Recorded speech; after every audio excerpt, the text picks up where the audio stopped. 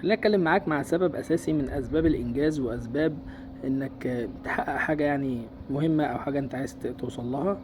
الراحة النفسية. الراحة النفسية هي عامل اساسي من العوامل اللي بتخلي دماغك دي قادرة ترتب ايه المهم وايه الاهم. من غير راحة نفسية ناس كتير جدا ما يعني عمرها ما تقدر تنجز في حياتها.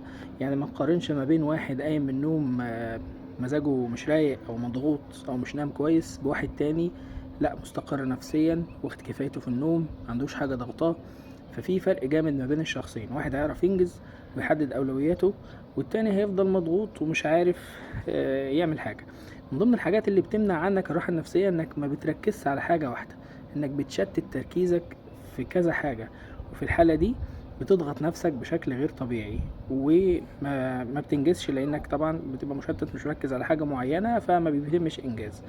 فاصنع لنفسك البيئة اللي تحقق لك الراحة النفسية لو ما كانتش موجودة عندك.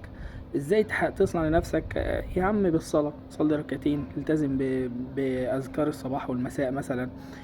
شوف صاحب كويس بترتاح له، يكون حد صالح يعني يشدك للصلاح ويشدك للمذاكرة وللطاعة وكده.